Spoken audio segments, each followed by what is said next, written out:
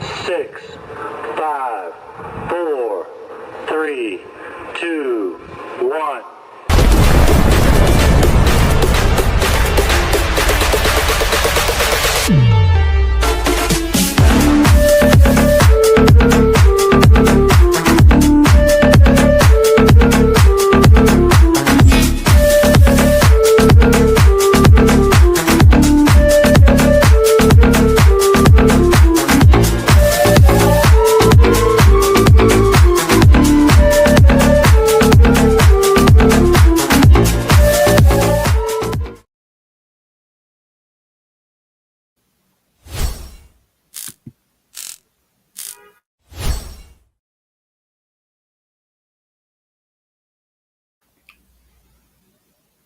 Good evening, everybody. Welcome to another episode of Latina Diaspora, where here on this platform we talk about issues pertaining to Latinos in the United States. Of course, I also have my main channel, which is Uncommon Sense with Jose Negron, where I discuss everyday issues and where we try to find logical solutions. But not everyone uses logic, so for that reason, it is called Uncommon Sense. I want to let everybody know that I'm currently live on YouTube, Facebook, and Instagram. Also, the subscribe mode has been enabled for the first 5 minutes, meaning if you're not a subscriber and if you wish to enter a comment in the chat, you will need to subscribe to the channel. As always, I want to give a huge shout out to all those who have already subscribed to the channel, whether you're a supporter from the very beginning or just recently joined. I really appreciate your love and continued support. I also want to give a huge shout out to all those who follow me on social media, as well as those who allow me to enter into your devices, and those who watch from the clouds, even the haters. So, what I'm going to ask you to do, if you have not done so, I'm going to ask you to please subscribe, like, and set the bell notifications to all. So, therefore, whenever I do produce content, you will have the opportunity to catch it live or catch it on the playback. So, as you can see by the thumbnail, the topic for tonight is La Quinceanera. Okay.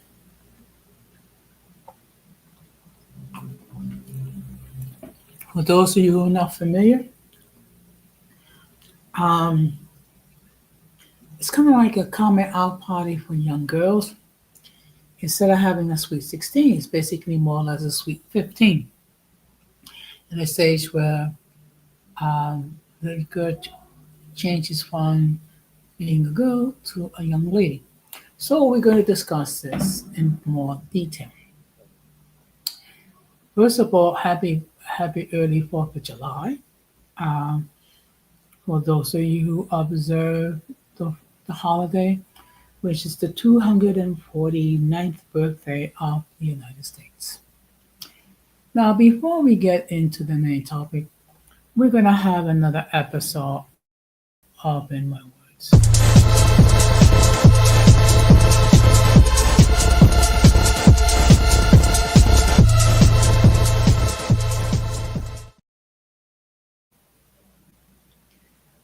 And as I stated, tomorrow is the 4th of July, the birthday of our nation. Now, of course, there's always been contradictions, okay? First of all, the one that created the notion land of the free or the home of the and brave, many of them were slaveholders, okay? And of course, there is a lot of contradictions. First of all, in our country's constitution, it originally lists the black person being three-fifths of a human being, because unfortunately, um, slavery existed in this country for almost 250 years, where our whole community was deprived of their culture, was also deprived of their individuality and everything that made it unique. Okay. As a consequences, the African American community have to develop their own culture. And one thing I have said before, and I will continue to say, that you have to honor and respect the African American community for its resiliency and considering all the things that they have to overcome. Okay. Now, are there other things they have to overcome? Yes. Time will tell whether or not they succeed. And of course, tomorrow is my brother Albert's birthday. He would have been 66 tomorrow. Unfortunately, he passed away 10 years ago due to renal failure. He was only 56 years old when he gone home to be with the Lord. And unfortunately, the circumstances of his passing, I found out through social media, which is something that a sibling should never have experienced.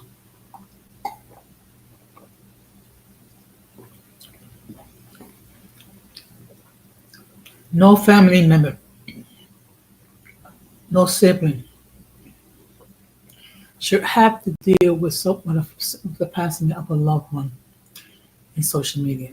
To me, that was so distasteful.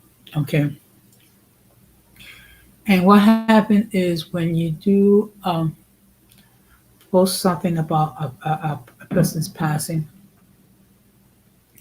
without the common decency of letting the close family members know. I mean, does it could have triggered some very painful events or even tragic events, which is why when my mother passed away 5 years ago, I insisted that no one post anything on social media until the family is made aware. Okay. Unfortunately, some members of my family was caught by surprise, and it was very painful for them, being that my mother was deeply loved by all of us. But it just shows, it continues to bring home the point. When there's a death in the family, you wait until everyone that needs to be informed. And then, if you need to post it, do so. But be very mindful of what they post. Okay? Because one thing we all have to bear in mind, everyone deals with grief differently. Okay? Some people get emotional, some people get stored, and things like that. There's really no right way or wrong way to grieve. And another thing we have to bear in mind also, there is no timestamp in grief. Okay? You can still be grieving the loss of a loved one 50 years after the fact, and then, of course, to you, it may be just as relevant as it occurred yesterday. Um, which brings up another issue, which is people who wish to, who mean well, unfortunately, sometimes say the most dumbest things, and sometimes those things that people say can be interpreted as being mean spirit, what have you. For the most part, people are not mean spirit. It's just that they're trying to deal with grief and they're trying to bring comfort in their own way. Problem is they speak without thinking. And when it comes to like when someone passes away, basically what I say is the following: I am truly sorry for your loss, what you're going through, and there's nothing I can say that can take away your pain. But please be mindful I will keep you in my thoughts and prayers. And bottom line, those who are grieving will prefer, they hear the fact that, okay, you acknowledge their grief, you acknowledge their loss, and that you came to pay your respects. Well, it just goes to show that you should value the people in your life who are alive, and also take into consideration tomorrow is not promised to anybody. Okay, we could be alive today and dead tomorrow, or even dead later tonight. Okay, no one really knows. Okay, and when it comes to death, it will come when it's your time. So, with that being said, we're going to get into the main topic.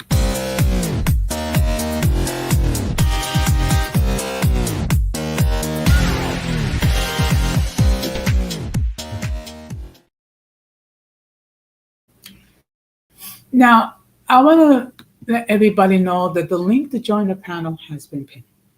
Should anyone wishes to hit that link and opine regarding the topic at hand, they may do so. As always, if I never seen you before, if I never heard from you before, I will insist that you come up in the backstage to make sure that no one tries to flash anything inappropriate, which will cause the people of YouTube to take down the stream. Once I determine that you're not trying to do anything like that or try to be disrespectful or what have you, um, you don't have to cam up on the panel. That I leave to your discretion. Okay. I'm not going to be long, maybe 30 to 45 minutes, depending if there's anyone um, that wishes to opine or join the panel. So, what I'm going to do is share my screen. Just give me a moment.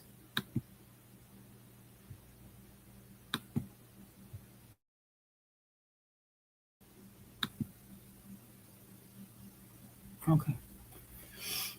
Hopefully, the issue will image will load because at times, okay. So, in Latin American cultures, it is customary to celebrate a girl's 15th birthday. In Spanish, the girl celebrating her 15th birthday is called a quinceanera.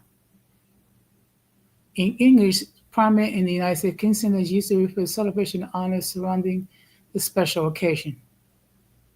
The special names for the celebration usually translate into the celebration of the 15-year. Fiesta a la quinceañera, fiesta de la 15 años, 15, 15 años, quinceañera of this 15. See, let's be okay. Quinceañera comes from the word quince, which is 15.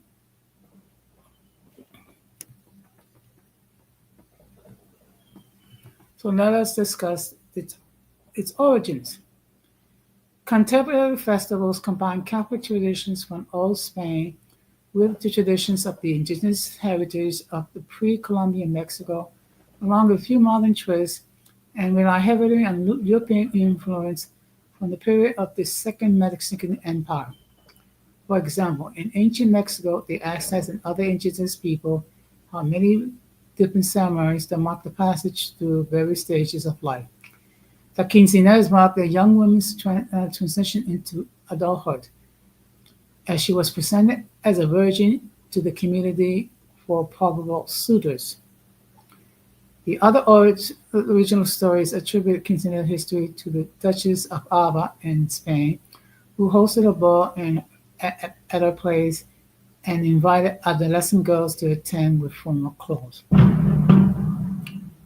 The tradition would also continue and was reinforced when Empress Carlota of Mexico, granddaughter of Louis Philippe I of France, who was similar reception for her court in Mexico City, representing young girls who are eligible for marriage. The traditions of the quinceanera, wearing elaborate ball gowns, utilizing European social customs, and ballroom dancing, coincides with the styles and customs of the period of the Second Mexican Empire, which was an extension of the European royal court of the time. I'm not going to read the whole thing. Okay. The meaning behind the king's has become more refined over time and has been adapted by various Latino cultures in relation to where they are living.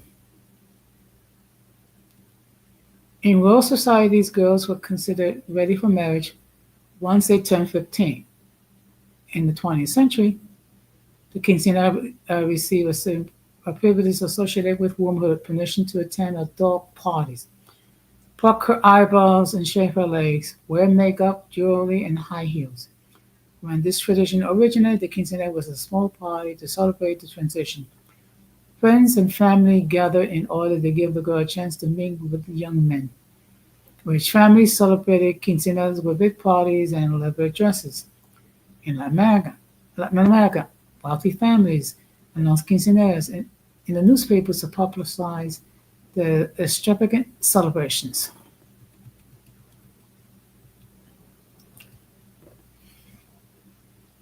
So what we're going to do is we're going to get into the methods of celebration.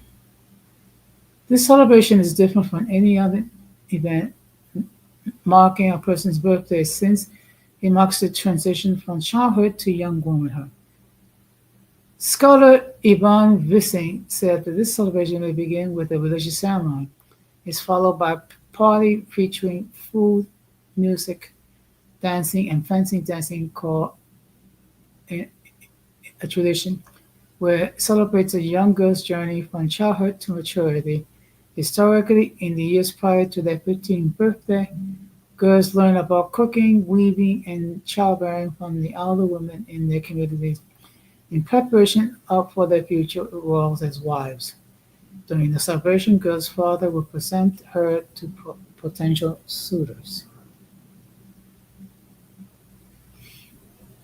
In the past, parallel customs could be found in southern Europe, mainly in Spain and in France. Today, the custom remains strongest in Mexico. It's likely country of introduction during the Viceroy or Mexico imperial periods. However, it is widely celebrated in Spanish-speaking countries in the Americas. The grandest parties are comparable to British and American debutante balls. The celebration itself is very significant in different countries. For example, the festivities in some have taken more religious overtones than in others. Nowadays, quinceañera is also celebrated in many Latino Americans in the United States according to their traditions.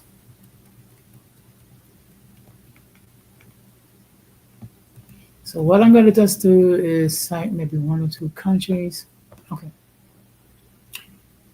In Cuba, the party may include a choreographed dance group in which 14 couples waltz around the quinceanera, who is accompanied by one of the main dancers, a boy of her choice or her boyfriend. The choreographer often includes 4 or 6 dancers or escorts called experts who are allowed to dance around the quinceanera. The usually inexperienced dancers whose function is to highlight the central couple. The male dancers are also allowed to wear tuxedos in different colors.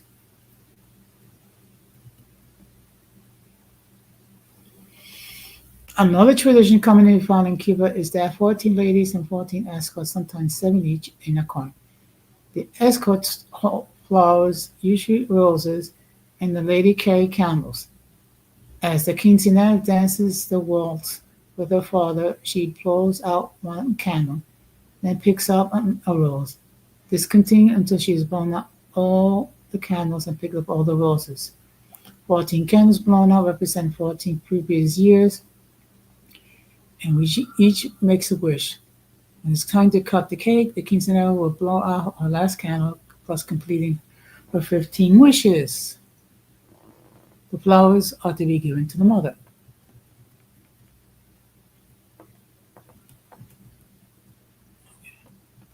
So now we're going to focus on Colombia. And just as a reminder, the topic for tonight is La Quinceanera, okay, which comes from the word quince, meaning 15. In Colombia, La Quince starts with the arrival of the teenage girl. Accompanied by her father, she is received by her mother and other relatives and friends. Father of the daughter dance or waltz with and other tunes. The quinceanera birthday girl next dances with her brothers, if any, and their uncles and godparents. Then she performs the paso doble and the waltz with all members of the procession. Then the optional dances with other users, such as merengue or pop. After the first dance, the teenager and her friends have a dance. Then the festival begins with music from live bands, some famous artists, DJs, food, drink, and one late point of the party is La Loca is carried out, in which the attendees wear masks or funny wigs and make noise and whistles and rattles while fast tempo music is played. It is optional to make some surprise dance performed by the quinceanera birthday girl, along with a company and a dancer will give way to her friends and cousins and others. And it's also celebrated in Mexico. Now we're going to focus on the United States. While most of the United States is customary to celebrate a Sweet 16, a quinceanera is common among the large Mexican population from California to Florida, as well as within the other Hispanic communities throughout the country and Puerto Rico. Quinceaneras were noted to be celebrated in the late 70s in Los Angeles and San Diego, and the early 1980s in different parts of Texas. Though they may not have widespread, many working class families could afford quinceañeras because the padrinos and padrina pitch in for the cost. In recent years, quinceañeras have gained popularity in the United States. Books and other publications about quinceañeras described in the United States increasingly include English versions to the original works in Spanish. This shows an increasing influence of Hispanic and Latino culture within the broader American culture. Okay.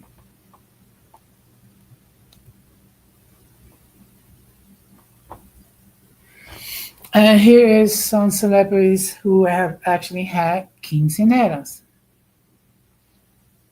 Eva Longoria, who started working in a fast food restaurant to pay for hers in 1990. Francia Raisa, 2003.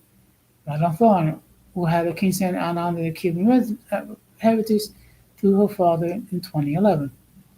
Emily Garcia, 1993. Justina Machado described her quinceañera as a low budget and lame. Chiquis Rivera, daughter of Jenny Rivera and America Ferrera, who never had one, so she got one from for La Cosa, Celine, and a double quinceañera. Okay, and we got a pocket here.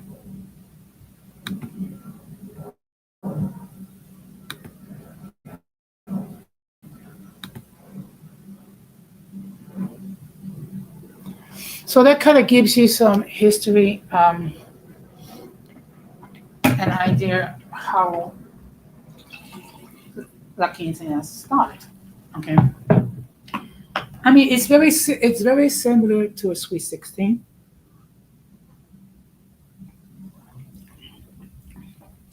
The difference is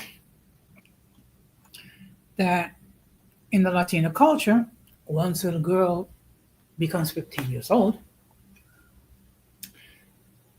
she transitions from being a young girl to a young lady. Okay.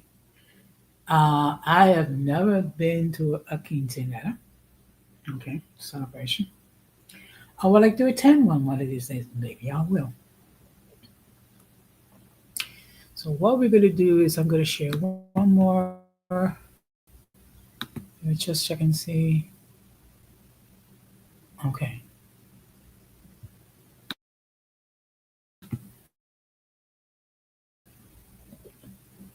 Just give me a moment.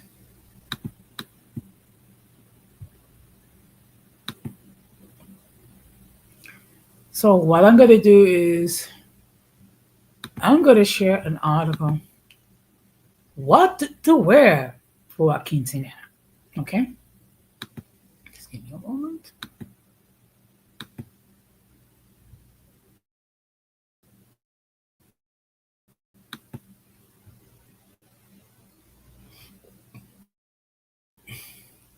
And hopefully the image will appear.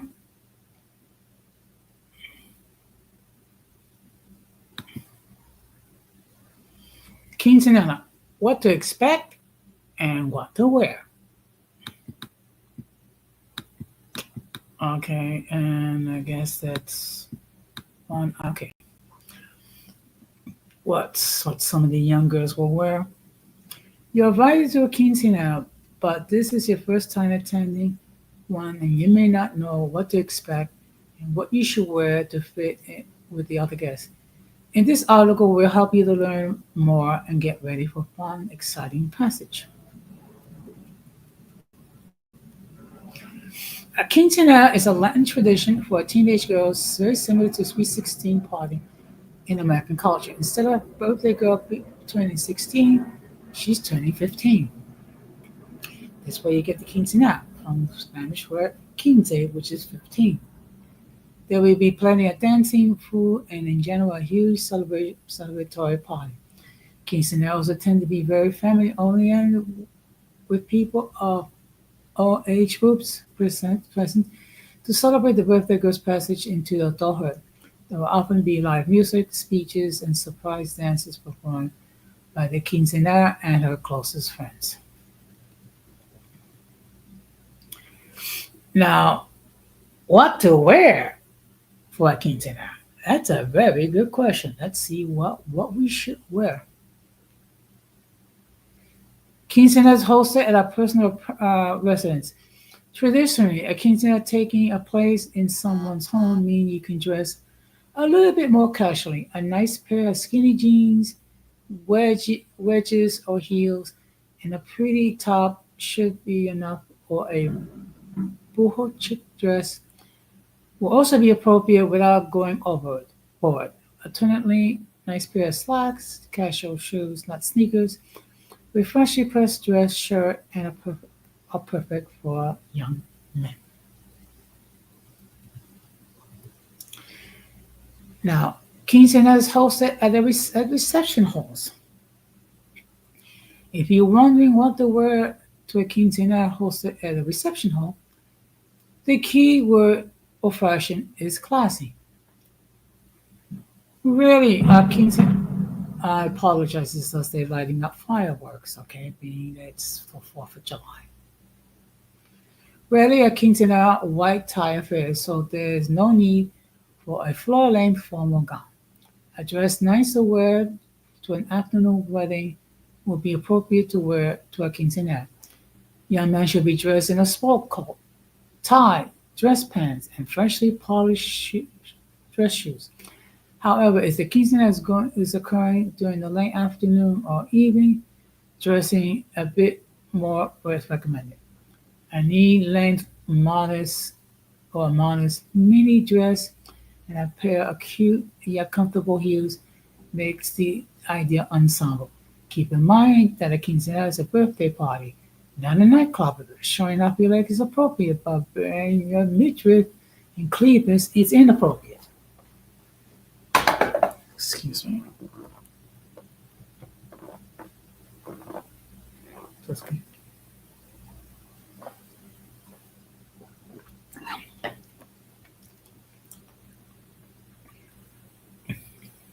One final thing to consider deciding what to wear to a quinceanera is to know your role at the event. If you're part of the official quinceanera party, you will need to be more aware of your attire. Prior to the event, the quinceanera and her parents ask close friends and family members to be damas y chambelanes at the quinceanera. It's comparable to a bride picking out her bridesmaids and groomsmen. They have a theme color that they will be wearing, and the quinceanera traditionally, but not always, wear a white dress with a small incorporation of a selected theme color. You should ask whoever invited you for what theme color and to avoid wearing it all white to the event. However, if you merely a guest at the party, you have a bit more flexibility in your choice of attire. You should, however, avoid outshining the quinceañera. Additionally, wearing tianas or rhinestone encrusted hair combs, barrettes, etc. should be reserved exclusively for the quinceañera and her official party members. Quinceañeras are a memorable day of celebration and something that the birthday girl will remember for years to come. Use these tips to help you contribute to the fun. When in doubt about what to wear, less is best. Avoid bold, solid colors and opt for more subdued patterns such as floral prints. If you plan to participate in the dancing, which is a big part of the quinceañera celebration, be sure that you're wearing comfortable, broken-in shoes. Your feet will thank you. Avoid wearing bulky, heavy jewelry. Dancing means a lot of fast movements. Long necklaces may result in accidental injuries to you or your partner during all the spins, turns, and dips on the dance floor. Follow these simple tips, and you're sure to look like a quinceañera pro on the big night. Okay, and then we got a pocket here.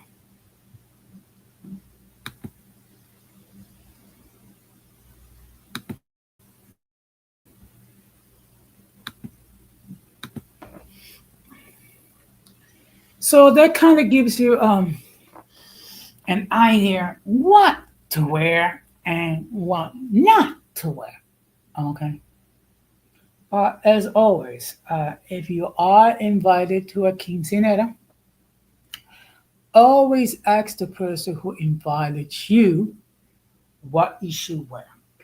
So that way you do not outshine the birthday girl, and you don't create any situation where you do a dress faux pas. Okay. So at least now I know that if I am invited to a quinceanera, I will ask the person who invited me what I should wear, so therefore I don't outshine the birthday girl. So with that being said, I think going forward, unless otherwise stated, um, I will be doing streams from this channel on Thursday nights. Now I've been meaning to add shorts. I'm gonna add some more shorts to this channel next week. Of course, they'll be humorous. Some might be motivational. Now I will be live on my main channel tomorrow night, where I'm going to have another episode of Open Discussion. For those of you who are not familiar, what I do discuss open discussion is that I will share my views regarding several topics.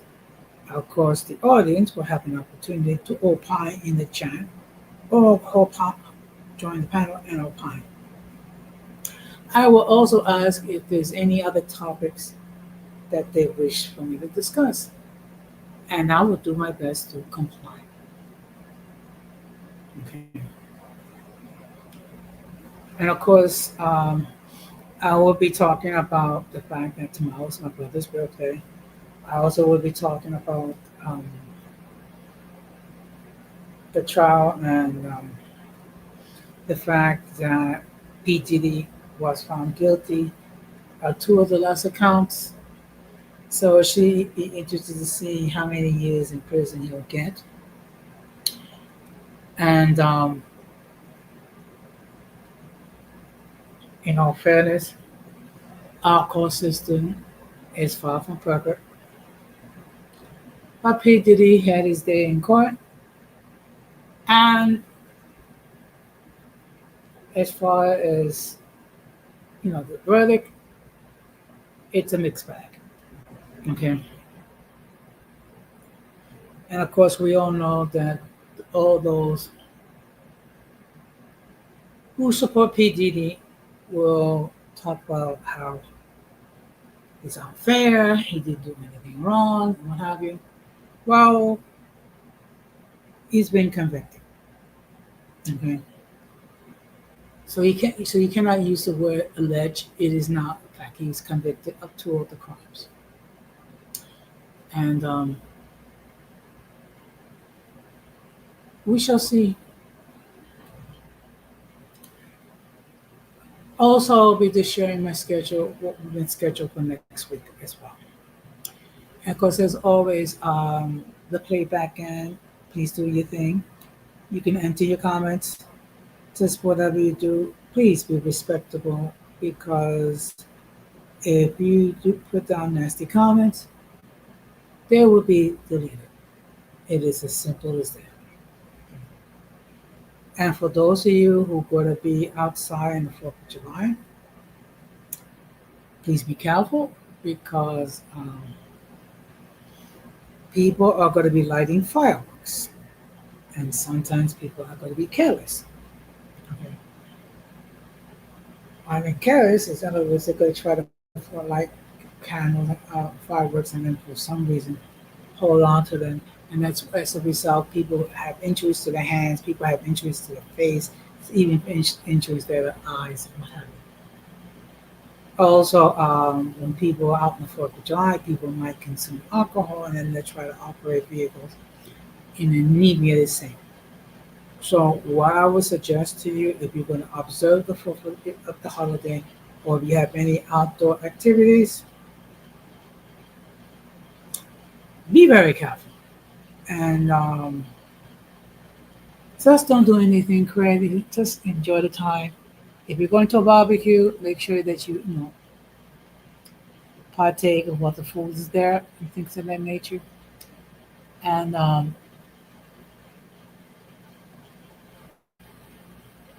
so for some people will not be celebrating tomorrow as the birthday of this country because of whatever issues that they have with the United States. Again, this country is a land of contradictions because of many things. Mainly because of the fact that the founders who wanted to create a land of the free, home of the brave, were slave owners. But it is what it is. Is this country perfect? Imperfect? Yes. But there are opportunities to succeed if you apply yourself. So with that being said, I'm going to close the same way that we always close. We must do everything possible to avoid the presence of the mentally and intellectually challenged, because if we fail to do so, we will be infected by their stupidity and massive insanity. This has been another episode of Latino Diaspora, saying take care, stay blessed, please celebrate your day off sanely, take care, and peace. Be strong. Be strong.